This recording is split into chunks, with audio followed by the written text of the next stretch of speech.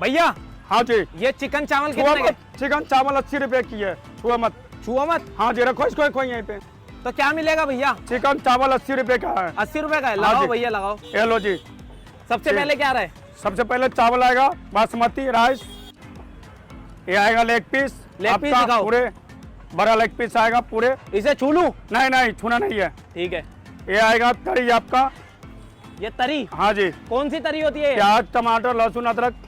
सरसों की? सरसों, सरसों इसमें डालता भैया? सरसों नहीं डालते? नहीं, सरसों ठीक है। चिकन में सरसों नहीं डालता है। ठीक है। ये आएगा सलाद। सलाद आ गया। ये आएगा सलाद आ गया। ठीक है। ये आएगा आम का अचार। आम का अचार। ये 80 रुपए का जी। 80 रुपए की? हाँ जी भैया। तैयार हो गई? हाँ तैयार हो गया, दे दो। 80 रुपए की है। कितने की? 80 रुपए की।